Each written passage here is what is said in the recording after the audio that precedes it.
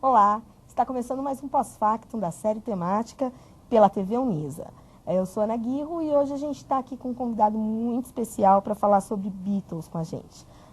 O nosso convidado é bitomaníaco de primeira hora, profundo conhecedor das obras e da história dos 4 rapazes de Liverpool. Eu estou aqui com o Carlos Assali. Muito obrigada pela sua companhia aqui. Obrigada por ter aceitado o nosso convite. É um prazer estar aqui com você. Legal, Assali. Aqui na nossa ficha, né, a gente sabe que você foi responsável pela vinda da Fender, né, das guitarras Fender, para quem não conhece, aqui no Brasil, e desenvolveu também os instrumentos Dolphin, né? Conta um pouquinho pra gente, Assali. Na verdade a Dolphin veio antes, né? Isso foi em 1984 e eu sempre gostei de guitarra, sempre fui, desde pequeno que toco, desde os 12 anos de idade, mais ou menos. Então, hoje eu vejo, às vezes, alguns rabiscos antigos lá, eu vejo desenhos de guitarra no canto dos cadernos e etc. Né? Então, essa coisa sempre teve comigo.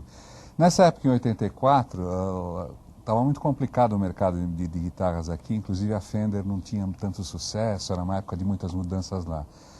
E eu resolvi fazer uma, de brincadeira. Fiz uma, deu certo. Aí fiz outra, deu certo, aí mostrava aqui, uma outra pessoa falava, puxa, faz para mim.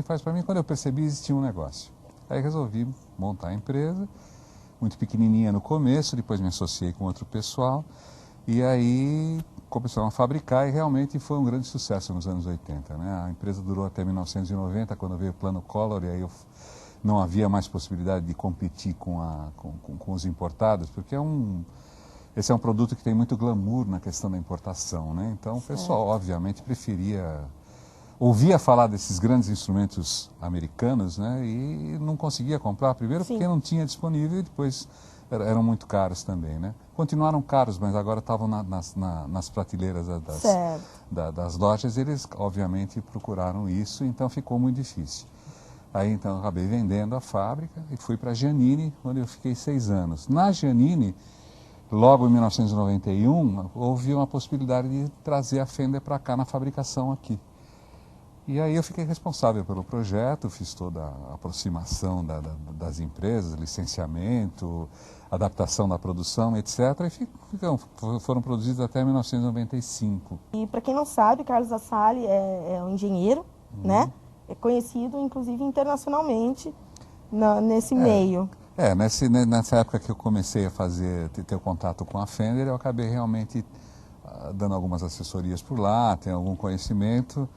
Quer dizer, não é que você vai falar meu nome por ali e o pessoal fala, aquele barbudinho. Não é isso, mas realmente eu tive contato com muitas empresas e dei assessoria para algumas delas. Inclusive. Excelente. Você acabou de dizer que começou a tocar guitarras com 12 anos. E a gente sabe também que você é bitomaníaco, nato. Já ouvi falar disso também. Então fala para mim, para todos nós que estamos ouvindo, isso tem relação? Você começou a tocar guitarra? Na verdade, antes, né, dos Beatles. Eu sou uma das pessoas que tem a sorte de saber exatamente o dia exato em que eu ouvi os Beatles pela primeira vez. Isso é perfeito. Por quê? Uma coincidência que exatamente na época o meu melhor amigo, que morava do outro lado da rua, né? Ele era no aniversário de 15 anos dele, foi quando ele ganhou o compacto She Loves You, I Wanna Hold Your Hand, né? Certo. Então eu sei que foi nesse dia a primeira vez que eu ouvi, né? Isso foi em 64, dia 13 de maio de 1964. Né? Isso é marcado, é um negócio fácil de eu lembrar. Então, ali eu já tocava, eu tinha estudado violão clássico, já tinha feito alguma coisa. Mas, na verdade, esse interesse por guitarras realmente cresceu muito quando comecei a ver os Beatles tocarem. Lógico. Né? Aí tive lá minhas bandinhas, a gente foi aprendendo e foi. Então tem alguma ligação nesse aspecto, né?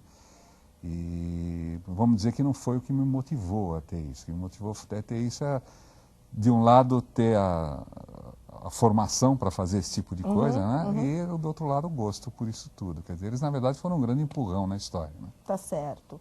Você é um privilegiado, saber a data. Por 13 de sorte, maio, né? eu vou te parabenizar. 13 de maio de 1964, isso é marcadíssimo. Excelente. E você, por exemplo, como surgiu a oportunidade de você trabalhar com instrumentos? Lógico, você se especializou nisso. Mas como surgiu a oportunidade? Na verdade, eu investi numa empresa, comecei a fazer uma coisa muito pequena. Quando cresceu, eu, na verdade, não fazia diretamente, alguma coisa eu fazia, né? Mas eu montei uma empresinha pequena e que começou a fabricar esses instrumentos e começou a aparecer. Na verdade, eu comecei a procurar e divulgar entre os artistas nacionais, porque nessa época, em 1980, foi uma época muito forte aqui em São Paulo, né? Tinha o Lira Paulistana, Sim. tinha muitas bandas aqui, Militando o Breck, o Língua de Trapo, o Gangue 90, tinha um monte de gente, né? O Traje a Rigor, que eu me lembro. E tinha um programa na TV Cultura que chamava Fábrica do Som. Essas bandas todas tocavam lá, né? Certo. E o que eu fiz? Eu vou divulgar, pegava a guitarrinha embaixo do braço, com muito cuidado consegui entrar nos ensaios à tarde, né? Com um pouco de lábia. E aí mostrava para esse pessoal, e esse pessoal começou a me dar um apoio, começou a tocar, começou a divulgar o nome, e aí a coisa foi crescendo, até que eu tive que me associar com outro pessoal para investir numa fábrica maior.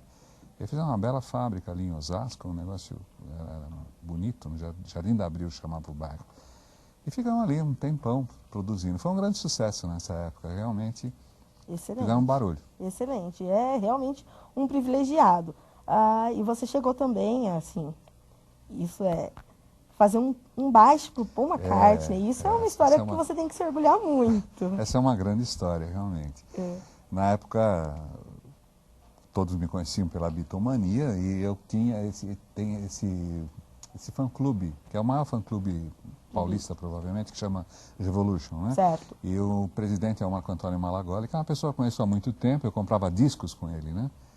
E é uma pessoa que foi no meu casamento, então uma pessoa que eu conheço há muito tempo. Quando o Paul veio aqui para o Maracanã, a gente fica sempre sonhando, fala, se conseguisse e tal. Um dia ele aparece na fábrica e diz, escuta, vamos dar um baixo para o Paul? Eu estou com uma audiência marcada com o homem. Poxa vida. Eu falei, imediatamente. Sonho de consumo. Isso movimentou a fábrica, né? Inclusive é muito interessante, eu tenho menos material documental dessa fabricação do que os meus funcionários na época, que eu ainda tenho contato com alguns. Eles têm foto de cada passo, tem foto do instrumento sendo montado, tudo, né? Porque é realmente um negócio muito interessante, né? Aí fizemos, movimentou a fábrica, aí no dia lá no Maracanã, eu infelizmente não pude ir, eu não pude entrar, né? Eu estava lá no Maracanã, o show eu vi, sim. Mas eu não pude entrar porque essas questões são muito complicadas, né? Muito complicado, então era um para entrar só. E aí ele levou o baixo, você tem a foto aí. Inclusive eu tenho a foto aqui, exatamente, para quem quiser dar uma olhada. Ele está aí tocando, né? O Malagoli entregando aqui o baixo feito pelo nosso querido Mas Carlos não tem só aqui. isso também. Na Genini, em 93, quando ele esteve aqui em São Paulo, nós fizemos também um violão canhoto para ele, porque esse baixo é canhoto também. E também foi presenteado pela mesma pessoa, foi levado. Mas não tem nenhuma documentação desse dia, porque você não pode tirar fotos lá. Certo. Eles tiram fotos eles mesmos e depois te mandam, né? Mas desse do violão não mandaram nenhuma. Poxa, é uma pena, mas não tem problema. Eu tenho certeza que nem que seja lá guardado em algum lugar. Em algum lugar tá. Eu gostaria de um dia poder encontrar com ele e dizer o que você fez com ele. Né? Vamos ver se um dia acontece. Será que ele vem?